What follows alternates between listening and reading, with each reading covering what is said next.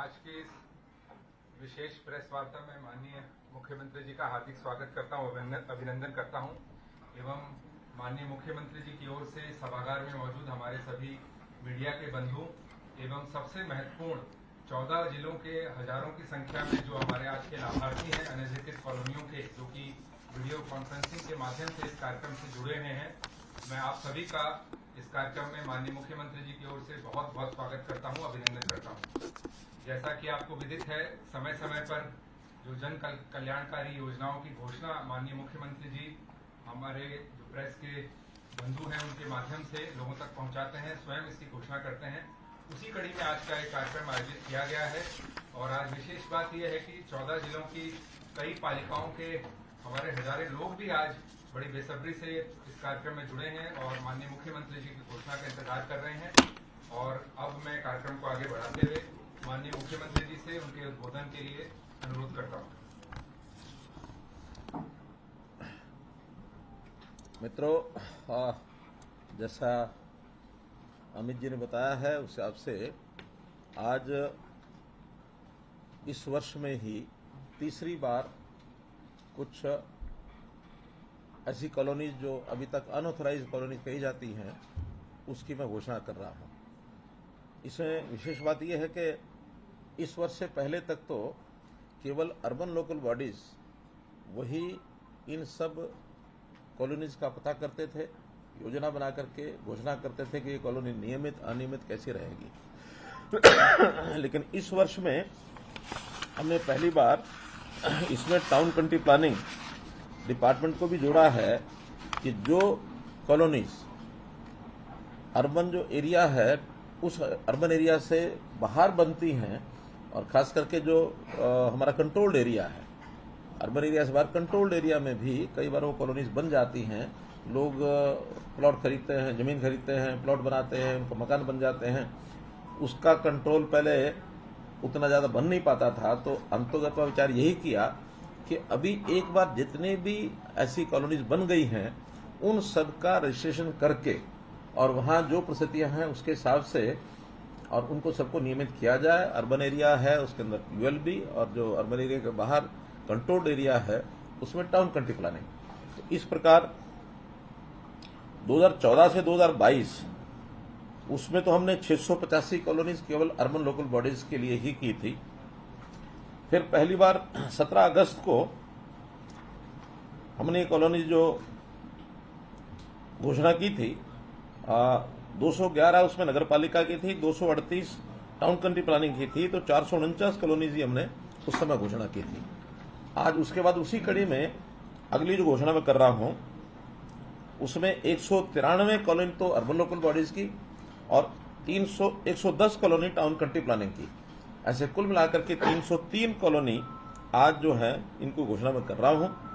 14 जिले जिसमें 21 नगर पालिकाएं ये सब हैं, 21 नहीं 39 नगर पालिकाएं ये हैं। तो ऐसे ये सब जगह पर आज कार्यक्रम भी हो रहे हैं और वहां इनकी जानकारियां सबको, चाहे वो टाउन कंट्री प्लानिंग की हैं चाहे वो अर्बन लोकल बॉडीज की हैं, उन सब कॉलोनीज की जानकारी वहां सबको मिल रही है। वहां हमारे प्रोमिनेंट सब लोग हैं। मैं यहाँ के आपके माध्यम से वहां पर एकत्रित सभी ऐसे लोग जो उन कॉलोनी के बाशिंदे हैं उनको विशेष तौर पर बधाई देता हूं। अन्य जो लोग जुड़े हैं उन सबको भी इस अवसर पर बहुत बहुत शुभकामना और बधाई देता हूं। साथ ही मैं बधाई देता हूं हमारे अर्बन लोकल बॉडीज के मिनिस्टर डॉक्टर कमल गुप्ता जी को, क्योंकि इनकी देखरेख में ही अर्बन लोकल बॉडीज का यह सारा काम चल रहा है। यद्यपि टाउन कंट्री प्लानिंग डिपार्टमेंट जो मेरे स्वयं के पास है, तो इसलिए मिलकर के हम ये कॉलोनीज को आगे बढ़ा रहे हैं। इसी के साथ एक जानकारी और कि अभी भी जो हमने पोर्टल पर जितनी जानकारियां ली थी उसमें 1507 कॉलोनीज अभी भी शेष हैं, जिसमें 936 अर्बन एरिया की हैं और 571 ये जो कंट्रोल एरिया है उसकी है। तो से 1507 कॉलोनीज और हैं जो हमारा संकल्प है कि 31 जनवरी 2024 तक ये सब भी नियमित कर दी जाएंगी। और इसके बाद जो हमने प्रावधान किया है कि आगे नई कॉलोनी कोई भी ना बने, उसके लिए सभी विभाग, चाहे अर्बन लोकल बॉडीज हैं, चाहे हमारा टाउन कंट्री प्लान विभाग है, चाहे ग्रामीण क्षेत्र के अंदर हमारा सिस्टम सब वहां कोई भी रेजिडेंशियल कॉलोनी बिना प्लानिंग के नहीं बनेगी। उसके लिए हमने बहुत से कठोर प्रावधान भी लिए हैं ताकि रजिस्ट्रियां वहां की बंद कर दी हैं। नया कोई बनाएगा उसको डेमोलिश भी करेंगे। नई कॉलोनी न बने बल्कि लोगों को जो प्लान्ड तरीके से मकान मिल जाए, रेजिडेंशियल मकान खास करके, वैसे इंडस्ट्रियल और कमर्शियल वो भी सब उसमें साथ जुड़ता ही है, लेकिन सबको मकान यथासंभव मिल जाए। इसके लिए आप लोगों ने ध्यान किया होगा कि हमने शहरी एरिया के लिए जो गरीब लोग हैं उनको प्लॉट अथवा फ्लैट देने की या जिसको चाहिए उसकी ऑप्शन मांग रहे हैं। अभी तक उस ऑप्शन के आधार पर लगभग 2 लाख लोगों ने अप्लाई किया है। गरीब लोगों ने अभी एक एक फेज करके कर रहे हैं कि जिनकी आय 1,80,000 रुपए से कम है और शहरी एरिया में उनको या तो प्लॉट चाहिए या फ्लैट चाहिए। प्लॉट 1 मरले का है जिसकी कीमत लगभग 1 लाख रुपया रखी गई है और फ्लैट जो है वो 450 स्क्वायर फीट का है जिसकी कीमत 6 से 8 lakh depending upon the city. कुछ शहरों में थोड़ा महंगा जाएगा, कुछ शहरों में थोड़ा सस्ता जाएगा, तो इस हिसाब से करेंगे। और व्यवस्था यह है कि जितना पैसा वो स्वयं अपने पास से इस वर्ष में जमा करा पाएंगे वो तो कैश जमा कराएंगे, शेष व्यवस्था बैंकों से लोन लेकर के भी उनको दी जाएगी। जितनी किस्त वो देना चाहते हैं वो 10 साल, 15 साल, 20 साल, अब मैक्सिमम अप टू 20 ईयर्स ये किस्तें भी फैसिलिटेट उनको की जाएंगी सस्ते ऋण पर। लेकिन फाइनल जो पॉलिसी है ये जब पोर्टल पर सब जानकारियां आ जाएंगी, कितने लोग किस शहर में उनको आवश्यकता है, फिर उसकी हमारे पास कहाँ कहाँ जमीन उपलब्ध है, तो पहले चरण में ये पॉलिसी सारी हम अगले महीने 1 नवंबर के आसपास ये बना करके दोबारा से फ्लोट करेंगे। जो फ्लोट करेंगे तो फाइनली बुकिंग उस समय कराएंगे। अभी केवल उनसे ऑप्शन ली जा रही है कि किन को ऐसे मकान चाहिए। अभी तक पिछले सालों में देखा है हमारे डिपार्टमेंट ऐसे गरीब लोगों के लिए मकान बना देते हैं, खास करके हाउसिंग बोर्ड के बहुत से ऐसे फ्लैट बने, पॉलिसी पहले दी नहीं, पहले बुकिंग नहीं हुई। हमने एक वर्ग तय करके कि उनको हम आइडेंटिफाई करेंगे, फिर उनको अलॉट करेंगे और बहुत ऐसे सरकारी बहुत से प्रावधान ऐसे बने रहे कि 10-10 साल से भी वो फ्लैट बन के तैयार हो जाते हैं, उनको अलॉट नहीं हो पाते हैं। मुझे लगता है कि आज भी लगभग 9 से 10,000 फ्लैट्स ऐसे हैं जो बन करके खड़े हैं और अलॉट नहीं हो पा रहे हैं। उनकी भी एक प्लानिंग बना करके ताकि उनको जिस भी तरीके से लोग स्वीकार करना चाहेंगे उनको हम दे सकेंगे, ऐसे 10,000 फ्लैट वो भी देंगे। तो इस प्रकार की एक जानकारी आपको देनी थी। जो कॉलोनियां नियमित होंगी, इन सब नियमित कॉलोनियों के लिए हमने विकास कार्यों के लिए सरकार ने 3,000 करोड़ रुपया अलग से इसको विकास के नाते से रखा है। वहां गलियां हैं, नालियां हैं, अथवा पानी की व्यवस्था है या फिर पावर की, स्ट्रीट लाइट की व्यवस्था है, ऐसे सब मिलाकर के 3,000 करोड़ रुपया विकास के लिए, जो लगभग 60 लाख रुपया प्रति एकड़ बनता है। क्योंकि सब एरिया जो अभी कॉलोनीज हैं, इन सब एरिया को मिलाकर के 5,000 एकड़ का एक क्षेत्र है जिसको विकसित किया जाएगा। बाकी प्रोसेस पहले से बताई है, उसी प्रोसेस के अंतर्गत जो पहले हमने की थी उसी हिसाब से ये हमने कॉलोनी जो है वो नियमित की है। कॉलोनी को नियमित कराने के लिए जो पहले प्रावधान हमें किए थे उसके अंदर एक पिछली बार मैंने बताया था, छूट दी थी।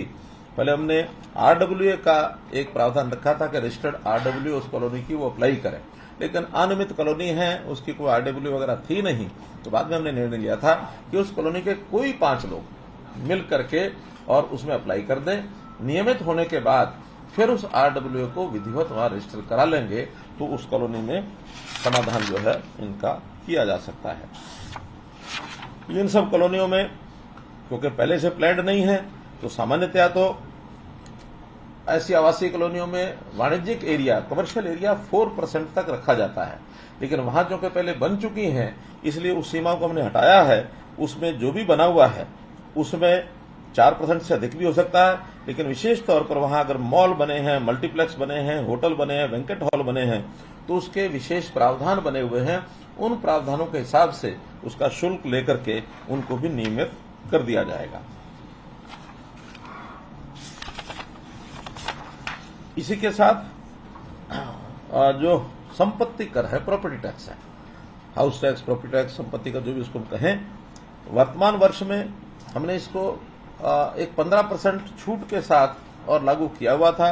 जिसका हमने उसको शायद 31 अक्टूबर तक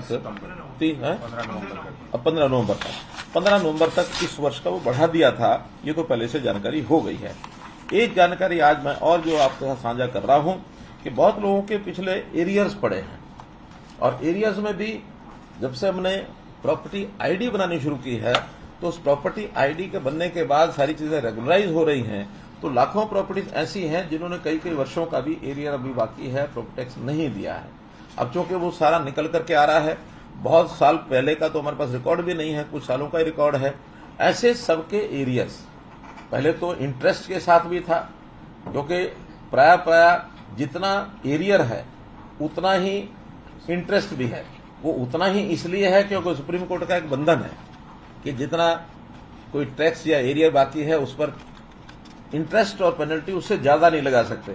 अगर उससे ज्यादा लगाने की छूट होती तो शायद उससे डबल ट्रिपल भी ये हो सकता था, लेकिन जितना एरियर है उतना उस पर टैक्स और पेनल्टी भी है। तो आज मैं ये घोषणा करता हूं कि पिछला जितना भी एरियर है उसके ऊपर टैक्स और जो पेनल्टी है उस सारे को माफ किया जाता है, पूरा इंटरेस्ट और पूरी पेनल्टी, और वो लगभग 8,000 करोड़ रुपया है जो माफ हो रहा है। इसका मतलब यह है कि एरियर भी 8,000 करोड़ रुपए हैं। अब ये 8,000 करोड़ रुपए का डाटा वो केवल हमारे डिपार्टमेंट के पास, म्यूनिसिपैलिटी के पास है बना हुआ, और वो निकला है प्रॉपर्टी आईडी बनने के बाद। इसको भी अगर वो जमा कराते हैं अभी भी, तो जमा कराने के बाद उनको उस पर भी 15% की छूट सारे पर ही दी जाती है, अर्थात 120 करोड़ रुपया उस 8,000 करोड़ रुपए पर भी नहीं, 1,200 करोड़ रुपया। वही कहूं कि क्या उनके मुंह में जीरा हो गया था। 8,000 करोड़ रुपए पर 1,200 करोड़ रुपया वो भी हम छोड़ रहे हैं। इसके बाद भी विवाद हो सकते हैं, कुछ लोगों ने प्रॉपर्टी टैक्स भरा हुआ हो, डिपार्टमेंट में उसका एंट्री ना हो, तो ऐसे सबको एक प्लान बना करके उसके हम कैंप्स लगाएंगे। उसके लिए स्थान के ऊपर डिपार्टमेंट के लोग बैठेंगे, उस सारे एरिया के लिस्ट को बैठेंगे, सबको मैसेज देंगे, जिनके फोन नंबर्स हैं उनको फोन पर देंगे, जिनके फोन नंबर्स नहीं हैं उनको उनके रेजिडेंस एड्रेस पर लिख करके भेजेंगे, ताकि एक रूटीन बना करके डेली कितने लोग उन्होंने वहां करने हैं, तो एक जितना समय उस शहर के अंदर इन सबको हियरिंग देने के लिए लगेगा उसको हियरिंग देंगे, ताकि हम चाहते हैं विवादों का समाधान, जैसे हमने कार्यक्रम चलाया था कि पिछले विवाद जितने ज्यादा समाधान किया जा सके उतना लोगों को भी राहत मिलेगी, डिपार्टमेंट का भी सारा रिकॉर्ड जो है वो क्लीन अप होगा। आज तो पैसा आना कि नहीं आना है, लेकिन इस पिछले बोझ जो है एरियर का बोझ, इसको उठाते उठाते भी कई सैकड़ों लोग उसमें दबे पड़े हैं। तो इसलिए कम से कम वो राहत मिलेगी, और हम चाहते हैं कि जनता को राहत दे करके हम ज्यादा समाधान की ओर आगे बढ़ें। एक ये योजना आपके सामने मैंने रखनी थी। दूसरी घोषणा है हमारी पावर डिपार्टमेंट की। पावर डिपार्टमेंट की एक बड़ी समस्या, ये जो बिल्डर्स हैं, बिल्डर्स को पावर डिपार्टमेंट के साथ समझौता करके अपनी लैंड देनी होती है, पावर हाउस बनाना होता है, और उसके बाद फिर जो कंज्यूमर हैं उनको कनेक्शन मिलते हैं। अभी तक की जो शर्तें रही हैं उसमें बिना उनसे जमीन लिए हुए भी, बिना पैसा लिए हुए भी, और वो बिल्डिंग बनाने का उनको छूट मिल जाती थी, बिल्डिंग बनाते थे, बाद में कंज्यूमर्स को कनेक्शन मिलते नहीं थे, फिर उनको जनसेट पर आना पड़ता था, और महंगी बिजली उनको, यानी जो बिजली शायद ऐसे फ्लैट में 5, 6, 7 रुपए का यूनिट होगा उनको 18, 20 रुपए यूनिट भी भरना पड़ता था। बहुत से केसेस हमने इंडिविजुअली गुरुग्राम में निपटाए भी हैं। अभी पीछे सोनीपत, पानीपत, यहां के भी कुछ विषय आए हैं, लेकिन उसके लिए जो आगे समस्याएं ना आए इसके लिए एक पॉलिसी ये अब बनाई है, और उस पॉलिसी में पहले तो उसके अंदर CRC, HERC उनको नियमावली अपनी बनाने के लिए कहा था डिपार्टमेंट ने, तो उन्होंने फाइनली ये नियमावली बना दी है, और वो नोटिफाई या तो आज करेंगे या कल करेंगे, लेकिन उनकी ओर 27 सितंबर को कर दिया, वेबसाइट पे देख सकते हैं। 27 सितंबर, अच्छा 27 को कर दिया। तो खैर उनसे बातचीत होने के बाद फिर उन्होंने इस पॉलिसी के लिए उनको कहा कि हम इसको क्लियर कर रहे हैं, आप इसकी घोषणा कर दें। उसमें नए पावर स्टेशन के बनाने के लिए उनको एक तो जमीन जो है वो कंस्ट्रक्शन से पहले देनी होगी, यानी जो हाउसिंग प्लान उसकी बनाएंगे उस प्लान से जमीन पहले देनी होगी, जो पहले कई बार नहीं दी जाती थी।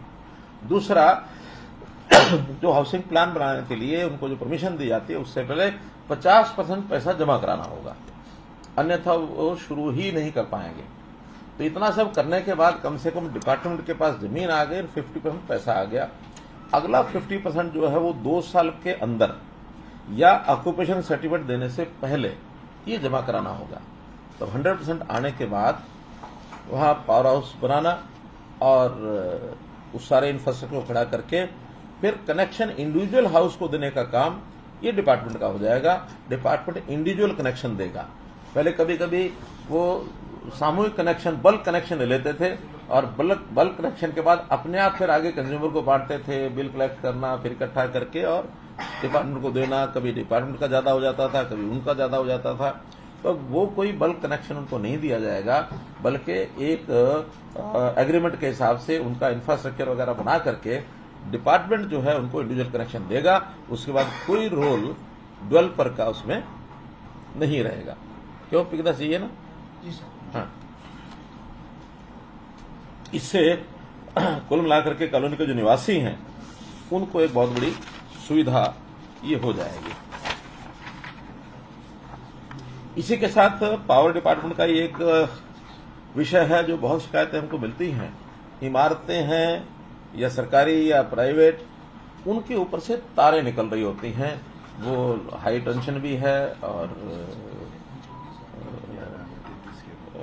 11 केवी है, 33 केवी है, वो सारी उसके ऊपर जा रही होती हैं। अब वस्तुस्थिति तो ये है कि पहले लाइनें लगती हैं, उसके बाद लोग नीचे घर बना लेते हैं। अब है स्वभाव लोगों का बना हुआ, क्योंकि सस्ती जमीन मिल जाती है या अपनी किसी के पहले होती है, वो बना तो सकते नहीं है, बनाना भी नहीं चाहिए। अब दुविधा ये भी है कि जमीन उनकी है, लाइन सरकार की, पावर डिपार्टमेंट की है, तो वो बना लेते हैं। वो कहते हैं हमारी जमीन है, क्यों रोकते हैं? उसका समाधान जब निकलेगा। लेकिन कम से कम इस पर हमने एक बार पहले भी 2016 में एक उनको राहत दी थी कि जिन लोगों ने अप्लाई किया था उनके घरों के ऊपर से गुजरी तारों को हटाने के लिए अभियान जो चलाया था, 7,849 स्थानों पर 11 केवी और 95 स्थानों पर 33 केवी लाइनों को इनको बदल करके और अल्टरनेटिव रूट से ले गए थे। 112 करोड़ रुपया उसमें खर्च आया था। अभी भी बहुत सी एप्लीकेशंस हमारे पास आई हैं जिनकी डिमांड है। उसमें प्राइवेट भवन भी हैं और सरकारी भवन भी बहुत जगह पर हैं। सरकारी जमीनों के ऊपर भी आखिर लाइनें निकलती हैं, तो उनको भी राहत चाहिए। कहीं कॉलेज है, कहीं स्कूल है, कहीं अन्य संस्थाएं बनी हुई है, अस्पताल बने हुए हैं। तो इन सब को हटाने के लिए हमने बजट में 151 करोड़ रुपए का प्रावधान किया है। 151 करोड़ रुपए लगा करके और इन सब जो डिमांड्स हैं तारों को हटाने की, इसको भी पूरा किया जाए। एक विषय है डेरे और ढाणियां, इनके कनेक्शन। बहुत डिमांड आती रहती है कि वहां बिजली नहीं पहुंची है। अब स्वतंत्र भारत में लोग स्वतंत्र हैं, गांव की बजाय कहीं भी जाके अपना मकान बनाने की इच्छा करते हैं। और जब सुरक्षित प्रदेश हो तो उसके अंदर बहुत आसान हो जाता है। सुरक्षा कम हो तो लोग डरते हैं, लेकिन आज तो खेतों में, ढाणियों में, इधर उधर कहीं भी अपना 2 घर 4 घर बना के रहने लग जाते हैं। फिर बाद में कहते हैं पावर दो, कनेक्शन दो। जब तक डिमांड नहीं थी, आवश्यकता नहीं थी, तब तक तो लोग गुजारा कर लेते थे। आज हर गांव में बिजली हो गई है और हर गांव में भी अब 24 घंटे बिजली होने की और आगे हम बढ़ रहे हैं। तो जो आइसोलेटेड पॉकेट्स हैं, जहां 2 घर 3 घर 5 घर हैं, वहां भी जो डिमांड आई है, अभी तक हमने उसमें प्रावधान किया था। 2016 में हमने यहाँ के किया था कि जो एग्रीकल्चर कनेक्शन है, एग्रीकल्चर कनेक्शन पर पैट का ट्रांसफार्मर लगा करके 8 घंटे तो एग्रीकल्चर की जो पावर थी वो, और बाकी समय में पैट ट्रांसफार्मर के लिए उनको अलग समय में उनको ये कनेक्शन लेकर के, इसके अलावा और 13 घंटा तो 13 और 8 21 लगभग 24 ही हो जाता। तो इतनी पावर उनको मिल जाती थी पैट पर। और कुछ लोगों ने जहां ट्वेल्व कनेक्शन नहीं थे, उन्होंने सोलर कनेक्शन लेकर के बड़ा काम चलाना शुरू किया। फिर भी बड़ी डिमांड थी। हमने उसके अंतर्गत फिर सबसे पहले 2016 में एक विषय किया था कि 1 किलोमीटर जो हमारी फिरनी है, उस फिरनी से 1 किलोमीटर तक जो घर बने हैं 2 या 3 यानी 10 की आबादी है, अब एक ही घर की 10 है तो भी, 3 घर है तो भी, लेकिन उसको कनेक्शन हम देंगे। 1 किलोमीटर देने शुरू किए थे। आज 1 किलोमीटर के बाहर वो भी लोगों ने मांगना शुरू किया है, तो इसको हम एक्सटेंड कर रहे हैं 3 किलोमीटर तक। कि फिरनी से 3 किलोमीटर तक अब ये कनेक्शन उनको दिए जाएंगे और 3 किलोमीटर मैं समझता हूं हरियाणा का प्राय हर घर आ जाएगा। फिर भी अगर कोई नहीं आएगा तो उसको हम यही कहेंगे कि या तो जो एग्रीकल्चर वाला सिस्टम है उससे चले, अगर एग्रीकल्चर सिस्टम से नहीं भी चलना है तो मुफ्त की बिजली मिलती है सोलर कनेक्शन जितना भी बड़ा उनको लेना हो अपने घर की डोमेस्टिक के लिए, नॉट अदरवाइज, डोमेस्टिक के लिए सोलर कनेक्शन जो लेना है उसमें जो कैपिटल सब्सिडी है उसको हम 50% कर रहे हैं कि उनको 50% कैपिटल सब्सिडी देंगे जब तक वो सोलर पर चलाएंगे। सोलर के बाद जब उनका नियमित कनेक्शन कभी कोई मिलने की बात आएगी तो उसके बाद में वो सोलर रहना है सोलर पर है, सोलर पर नहीं रहना तो सोलर पर ना रहे, लेकिन हर घर को बिजली जरूर मिले इसका हम प्रावधान कर रहे हैं। एक इसके अंदर और एक प्रकार है, वो है गांव जिसकी फिरनी नहीं होती है लेकिन जिसको बेचिरा गांव कहते हैं। तो बेचिरा गांव में भी अगर अलग ट्रांसफार्मर लगा करके हमको लाइन वहां तक पहुंचानी है, घर चाहे वहां 2 है चाहे 10 है, वहां भी अलग से एक कनेक्शन उस बेचिरा गांव के नाम से जरूर हम पहुंचाएंगे, क्योंकि बेचिरा गांव का मतलब वैसे तो यह है कि उस गांव में कोई आबादी नहीं है, लेकिन फिर भी ढाणियां वाणियां कहीं बन जाती हैं तो एक कनेक्शन हर बेचिरा गांव का भी हम रिजर्व करते हैं, वहां चाहे वो कितना ही किलोमीटर हो, लेकिन बेचिरा गांव में एक कनेक्शन। ऐसे 200-300 गांव हैं लगभग बेचिराग, ज्यादातर उसमें यमुनानगर जिले के हैं, तो उस प्रकार से उनको भी कनेक्शन की सुविधा ये मिल जाएगी।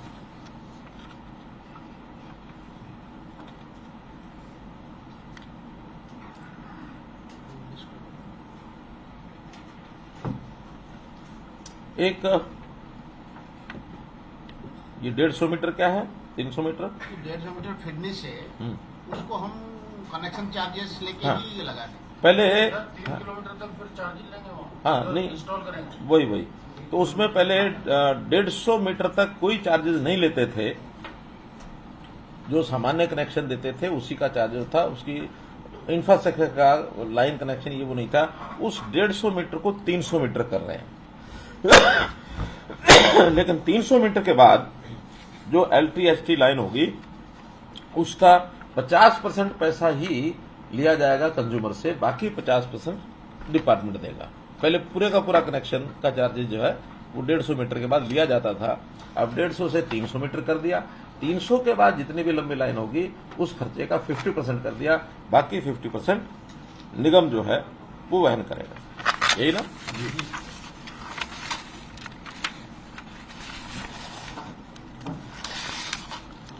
इसके बाद एक स्कीम हमने और बनाई, नहीं 300 तक तो सब फ्री हो गए, 300 के बाद जितनी लंबाई होगी उस लंबाई में इंफ्रास्ट्रक्चर का जो खर्चा होगा पहले तो पूरा ही लिया जाता था 150 मीटर के बाद, अब 300 के बाद जितना होगा उसका 50% लिया जाएगा। एक स्कीम और जो हमने शायद हरियाणा बनने के बाद पहली बार उसको शुरू किया, और वो था कि बहुत से ऐसे ट्यूबवेल कनेक्शन जिनकी डिमांड रहती थी कि हमारा लोड कनेक्शन बढ़ गया है, लोड बढ़ाओ। अब किन कारणों से वो कम हुआ, या तो उन्होंने डिमांड पहले कम की होगी, या जब डिमांड थी उस समय शायद कम एरिया से चाहे करते होंगे, बाद में ज्यादा एरिया हो गया, या उनकी आवश्यकता या डीप ज्यादा हो गया तो लोड ज्यादा। अब लोड जो है वो बढ़ाना उतना आसान नहीं था। अब हमने उसको योजना के अंतर्गत जुलाई 2023 में हमने स्कीम दी थी कि उसमें अपना जो वॉलंटरी डिस्क्लोजर करें कि कितना कनेक्शन चाहिए, जितना कनेक्शन चाहिए वो सब डिक्लेयर करें, हम उसको सबको देंगे। और आपकी जानकारी के लिए अभी तक उसमें 86,000 जो एपी कनेक्शन हैं, कंज्यूमर हैं, उन्होंने अप्लाई किया है, और इस अप्लाई करने के बाद लगभग 600 मेगावाट ये लोड जो है ये एक्सटेंशन में और उनको दिया जाएगा। जिस प्रकार से अब प्राय वैसे तो सब कंज्यूमर आ गए हैं, फिर भी आज उसकी लास्ट डेट डिक्लेयर कर रहे हैं 31 अक्टूबर तक। अब ये लास्ट डेट है कि जिसने भी अप्लाई करना वो सब अप्लाई कर दें, उसके बाद इस फैसिलिटी को एक प्रकार से रोक दिया जाएगा। तो क्योंकि बहुत बड़ा टाइम है, इतने लोग आ भी गए हैं, मुझे नहीं लगता कोई बच्चे होंगे, फिर भी बच्चे होंगे तो आज 6 तारीख है और 31 यानी 25 दिन अभी बाकी हैं, तो इस के बाद भी हम उसको करेंगे। और इसमें भी हाँ, ये तो यही है। एक चीज और उसमें नई जोड़ रहे हैं, वो ये शिकायत किसानों की एक होती थी ट्रांसफार्मर चोरी हो गया।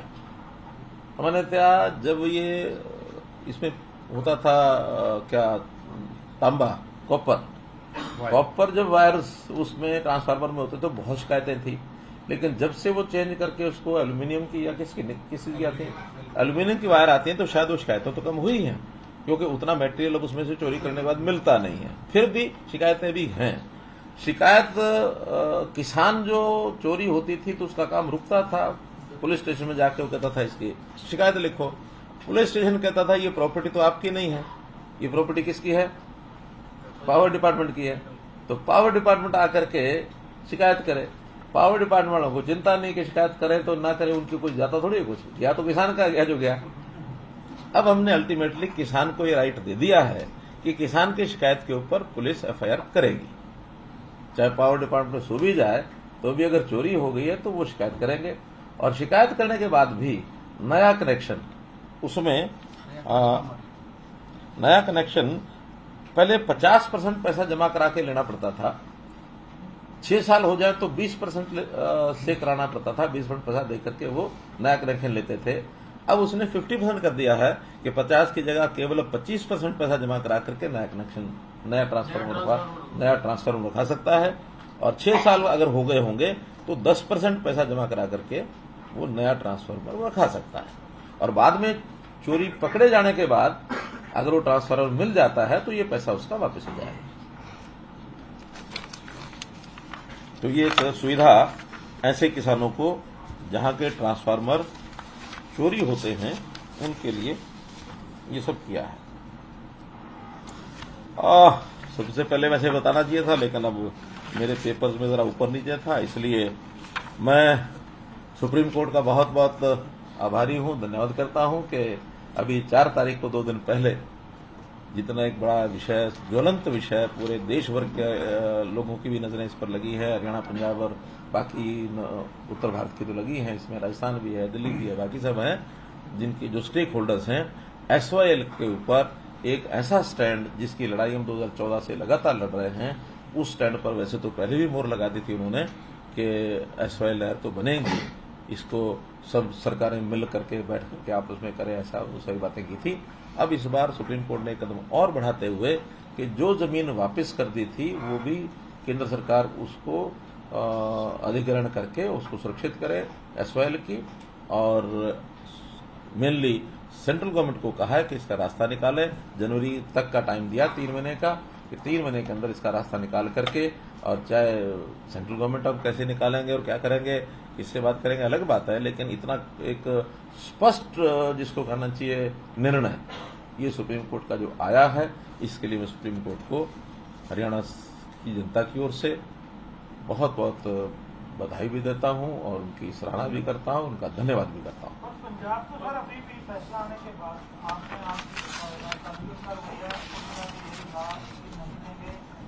नहीं है, क्या आपको लगता है कि मतलब पंजाब के रवैये में कोई फर्क आएगा? देखिए, वैसे तो रवैये में फर्क आएगा कि नहीं आएगा, जब सुप्रीम कोर्ट का कोई निर्णय होता है तो रवैया उनके हाथ में नहीं है।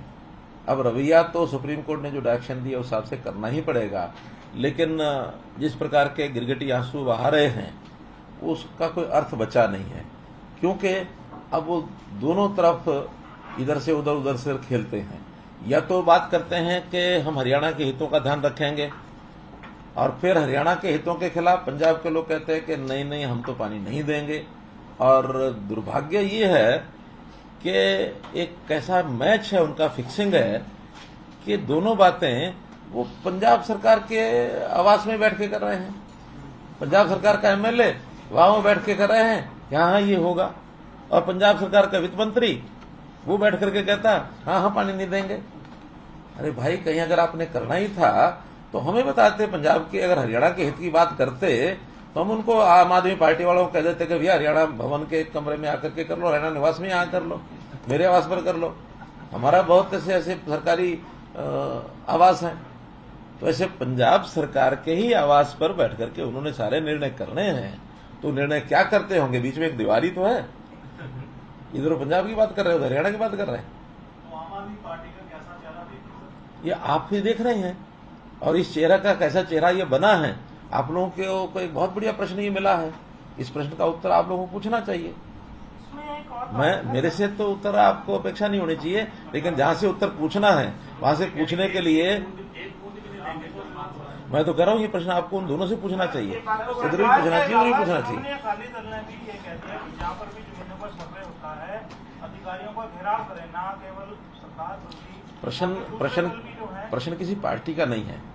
एक सरकार के दो चेहरे, दो मुंही सरकार। प्रश्न तो ये है, वो तो पहले भी अकाली तो पहले भी ऐसे करे थे, वो तो एक स्टैंड अलग अलग है पहले से, आज का नहीं है। लेकिन एक ऐसे विषय पर एक ही आदमी यहां बैठता कुछ बोल रहा है, यहां बैठता कुछ बोल रहा है, आपने ऑफर दे दीजिए उनको यहाँ हरियाणा निवास की। तो मैंने तो अभी दे दी ना, और क्या चाहिए। जैसे भी जो पंजाब का स्टैंड है ये तो सुप्रीम कोर्ट में आएगी, उन्होंने इस तरह से रखा है, उसके बाद भी कोई नहीं हुआ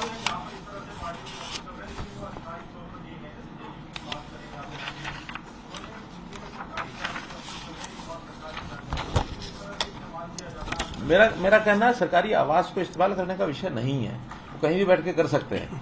लेकिन एक ही पार्टी दो अलग अलग बातें, और वो भी अपने ही प्लेटफॉर्म पर बोल रहे हैं, एक ही बात तो बोले।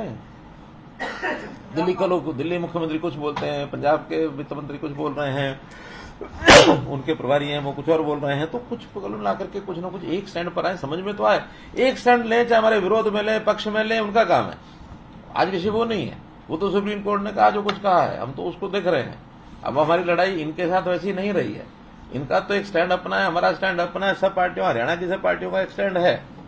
लेकिन कम से कम एक पार्टी एक स्टैंड रखती है, उसको लेकर के चलना चाहिए। खैर, ये विषय आपके लिए उनसे पूछने का है, पूछना चाहिए।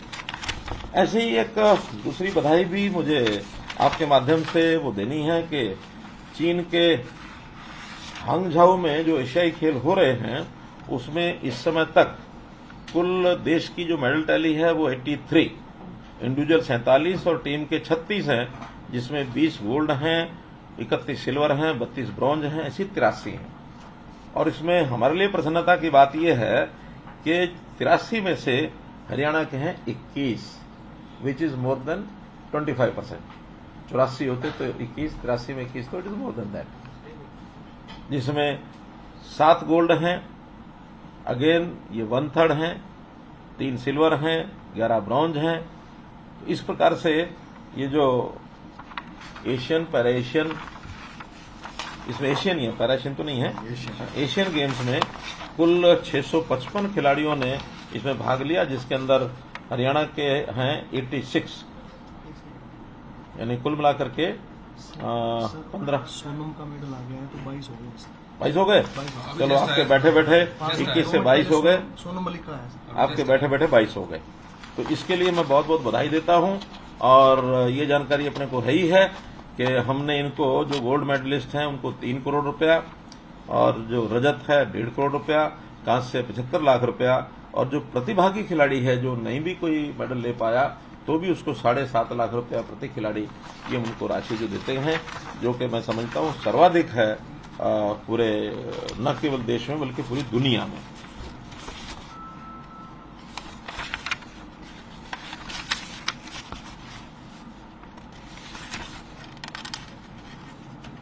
प्रोक्योरमेंट, इसकी जानकारी भी मैं जरूर देना चाहूंगा कि आज 5 अक्टूबर तक जो धान है उसकी आवक 21 लाख मीट्रिक टन हुई है, जिसमें 13 लाख मीट्रिक टन जो है खरीद हो चुकी है, 5.5 लाख मीट्रिक टन का उठान हो चुका है।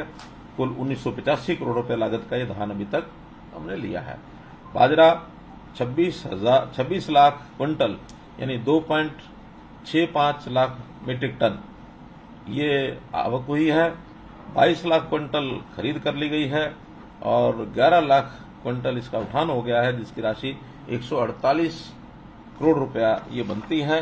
आपकी जानकारी के लिए कि बाजरा जो है ये पहले तो एमएसपी पर खरीदा नहीं जाता था, तो एक वर्ष ऐसा था हमने पूरे रेट पर यहाँ जो एमएसपी रेट है उसका खरीदना शुरू किया था 3 वर्ष पहले, लेकिन अच्छा अनुभव नहीं रहा क्योंकि उसकी स्मगलिंग राजस्थान से बहुत अधिक हो गई थी, जो हमको महंगे भाव पर लेकर के सस्ते भाव पर बेचना पड़ा, तो नुकसान ज्यादा हुआ था। उससे अगले 2 साल लगातार हमने भावांतर उभराई योजना दी कि जितना जिसका बाजरा है उसने बेचा है या नहीं बेचा है, रजिस्ट्रेशन के हिसाब से एवरेज 8 क्विंटल प्रति एकड़ के हिसाब से, और हमने उनको पहले साल में 600 रुपये, 450 या 650, 400 क्या था दोनों में, वो हमने भावांतर बढ़ाई दी थी। इस बार एमएसपी 2500 रुपये है। हमने कमर्शियल जो परचेज है हैफेड ने 2200 रुपया प्रति क्विंटल करनी शुरू कर दी है, 300 रुपये प्रति क्विंटल के, और वो जिन्होंने बेची है उनको हम वो देंगे। और इसके बाद ये भी हमको एक परमिशन मिल गई है अब नेफेड की ओर से कि 2.5 लाख मीट्रिक टन हम प्रोक्योर भी कर सकते हैं। तो उसको करने के लिए कुछ दिन बाद वो फिर 2500 रुपये खरीदी जाएगी, उसमें फिर भावांतर रुपये योजना नहीं दी जाएगी क्योंकि पूरा 2500 रुपये का होगा। जो 2200 रुपये में खरीदी है उसको 300 रुपये देंगे, जो 2500 रुपये खरीदा जाएगा वो नहीं।